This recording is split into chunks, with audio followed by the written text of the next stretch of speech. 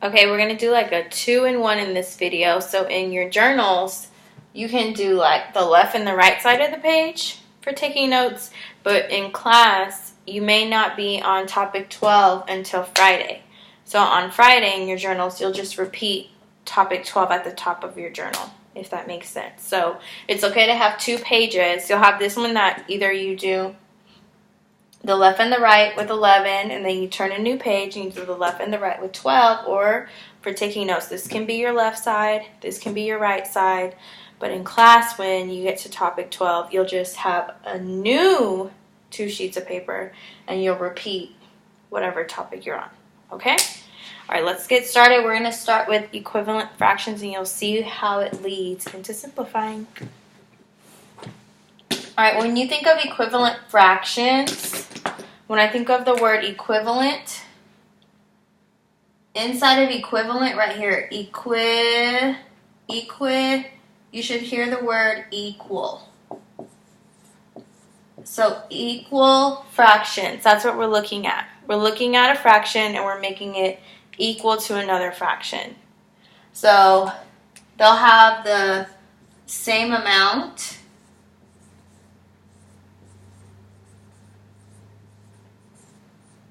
but their denominators and numerators and denominators are different.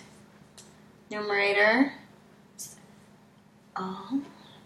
ugly S, and denominators are different. I can't spell right now.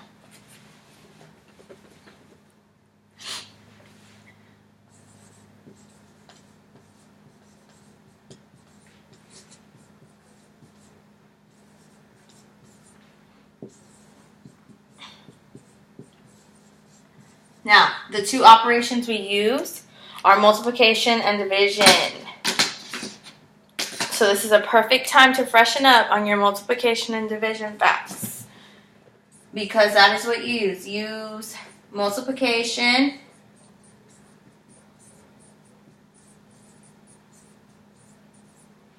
and division.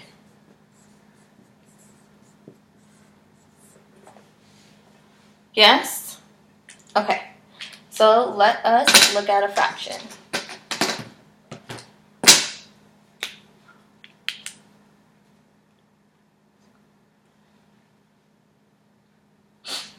Let's start with 3/12. Can you see?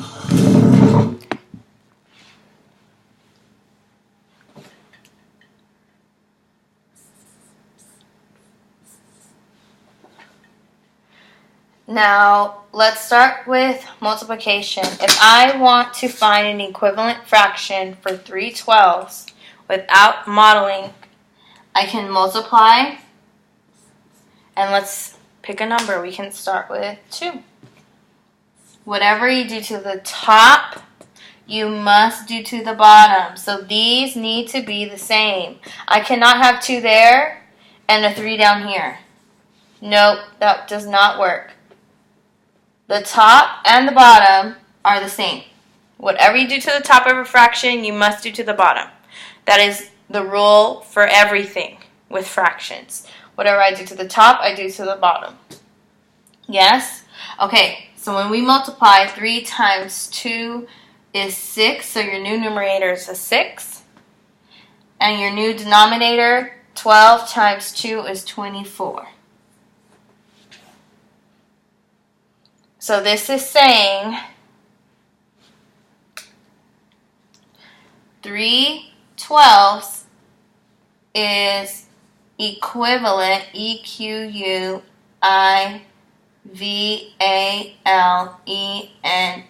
equivalent to 6/24. Going the opposite, I can use division. I'm going to take this fraction that we started with, 3/12, and I'm going to divide it. Now, here is where you need to watch your division facts. Because let's just say I'm like, oh, I multiplied by 2, I'm going to divide by 2. Well, this is where we use prime and composite. Does this work? 3 divided by 2. No, 3 is a prime number, so is 2.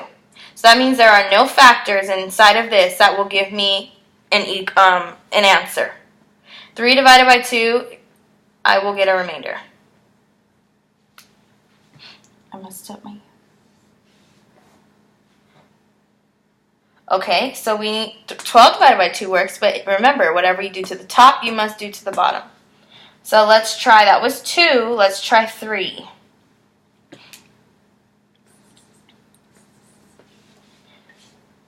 Can I divide 3 divided by 3?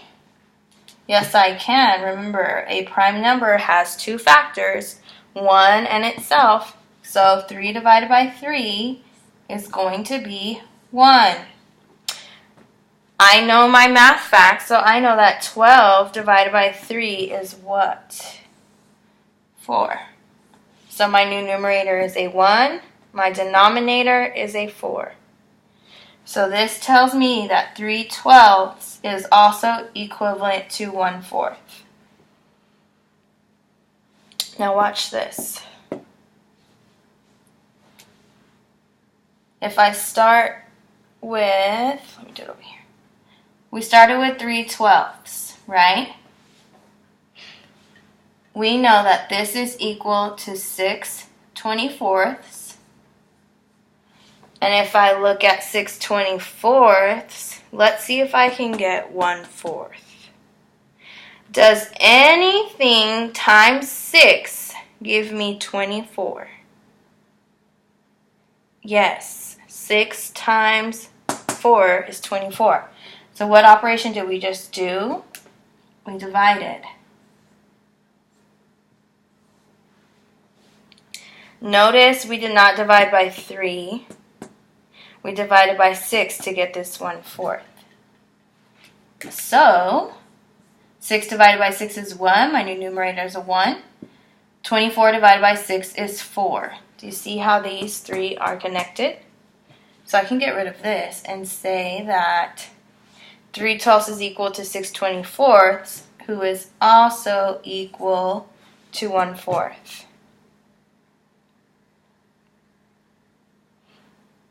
Now be careful, because what did I do in my head that I wanted you guys to see? 2. Let's try with this one.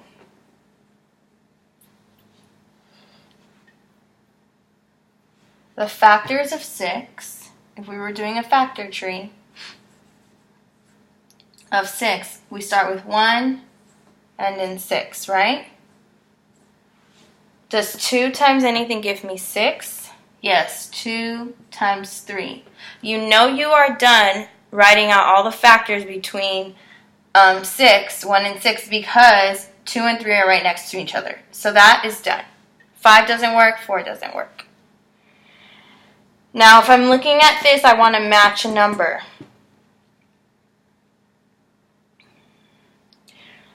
The highest, well, we already did 6. We did 6 divided by 6 right here. So the next highest number would be 3. If I divided 6 divided by 3 and 24 divided by 3, you would get, you'd switch colors, 2/8. Because 8 times 3, is 24. 24 divided by 3 is 8. You see how I can go backwards here? 3 times 2 is 6. So 6 divided by 3 is 2.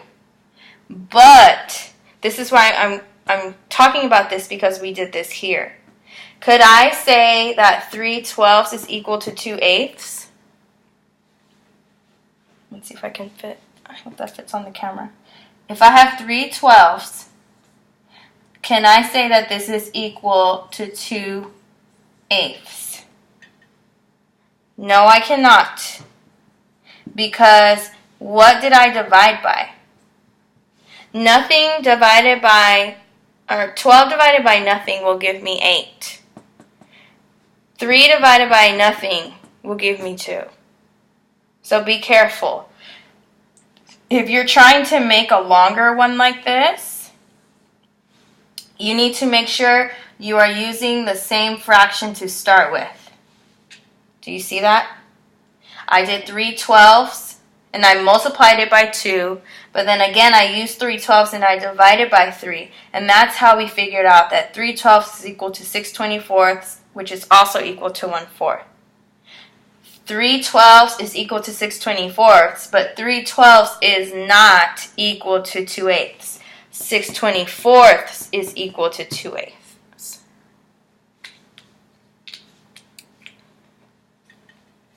Be careful with that. I'll leave that. Let's do it. You'll see how we are already simplifying. So that one won't be so long explaining.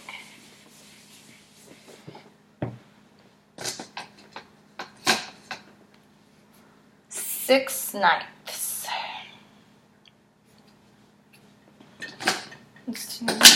You guys know I love to switch colors. 6 ninths. I'm going to write it twice to remind myself I need to use the same fraction again to make that long one like we did. Alright, we'll start with multiplication.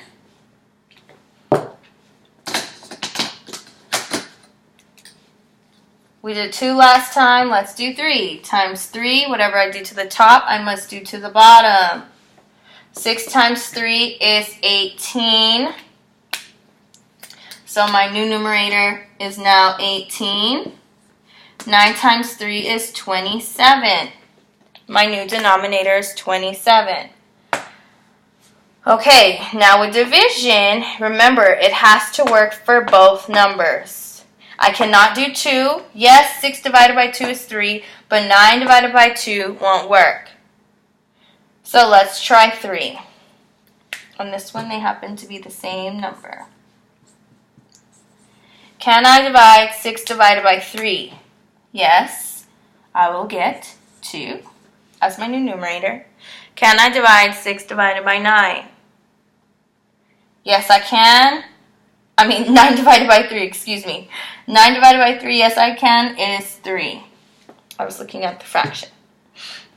So I can say, remember, you want to check yourself.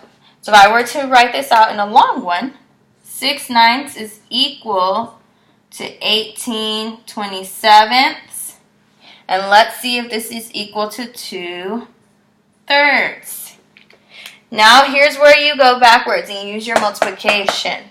Does 2 times anything give me 18? Yes, it does. 9. Let's see if that, remember, it has to work for both. So if I put divided by 9, am I going to get 3? Does 27 divided by 9 equal 3? Yes, it does. So this works out. 6 ninths is equal to 18/27, who's also equal to 2/3. Remember, this has to be the same fraction in order to make a big one. And whatever you do to the top, you must do to the bottom. This one worked out that we happened to use the same number. But on the previous problem, we had 2 different numbers.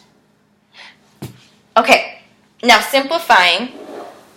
When you're thinking about simplifying, do you think your fraction needs to be bigger or smaller? Look at the word simply. Out of equivalent, we found equal. Out of simply, I hear me saying simple, right? Now, when you're thinking about life and being simple, do you want a lot of problems, a lot of things, or do you want something small? If you said small, you are correct. So we are making smaller fractions. So whatever fraction you started with, I'm trying to make that fraction smaller than what it is. So for example, 2/3. If I'm looking at 2/3, can I make that fraction any smaller? This is where prime and composite again comes into play. The factors for 2, if I did a factor tree, the factors for 2 are 1 and 2. They're right next to each other. Now for 3, I have 1, the number 2 is in between it, and 3. But does 2 times anything give me 3? No, so 3 doesn't work. So the only numbers that I can divide by, remember that it has to be the same for the top and the bottom, are the number, I'll keep it blue, is the number 1. Do you see that? Both of them have number 1. So I can divide both the top and the bottom by 1. Well, what is 2 divided by 1? I'm still going to have 2. 3 divided by 1, I'm still going to have 3. So this is already in simplest form. So when you're thinking smaller, you are not thinking about multiplication anymore. Multiplying is gone. I'm thinking about division. Because remember, when I'm dividing, I'm making smaller groups. So I want to divide. So let's look at 16 out of 40, or 16/40ths.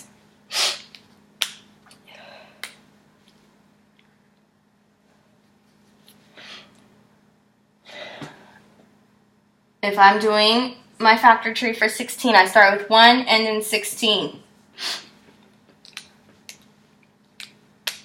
Technically, this isn't a tree, it's a line, but I'm writing down the factors. 2 times what gives me 16? 8. So that means all the other ones cannot, nothing higher than 8 will give me 16.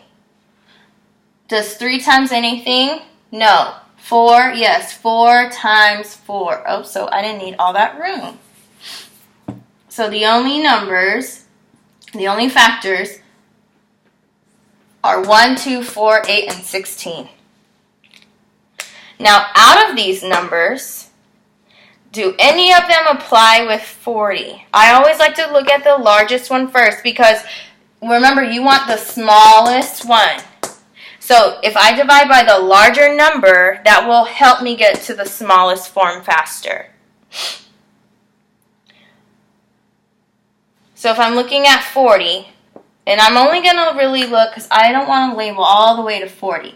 So I'm going to look quickly at this list. I see a 2, 4, and 8. Now actually, this is a good one. They work for all of them, except the 16.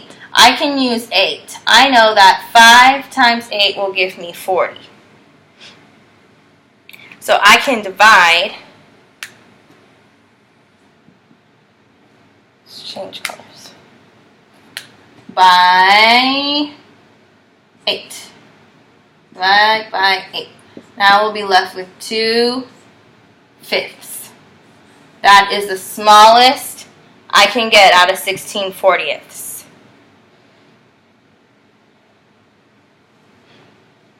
Now taking that same one, let me show you what happens if you don't use the smallest one.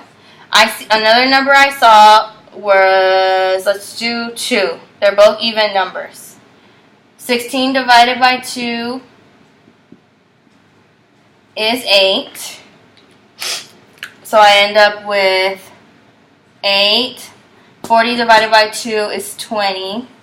But I can still make this even smaller. I cannot divide 8 into 20 pieces. 20 divided by 8 does not give me anything, so I have to pick something else. I can go with 2 again, because I know they're both even. 8 divided by 2 is 4. And 2 divided by 20 is 10. But I can still keep going. I still have even numbers. So I can divide again by 2. 2 divided by 2 is 2. 4 divided by 2 is 2. 10 divided by 2 is 5.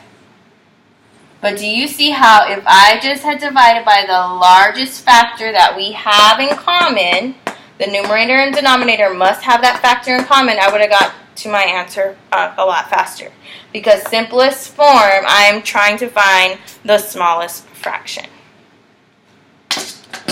Alright, this one was a kind of long video. So if you still have questions in terms of simplifying, remember, all it is division, and I'm trying to figure out the factors. I will do another video. Let me know on Google Classroom. Have a good night.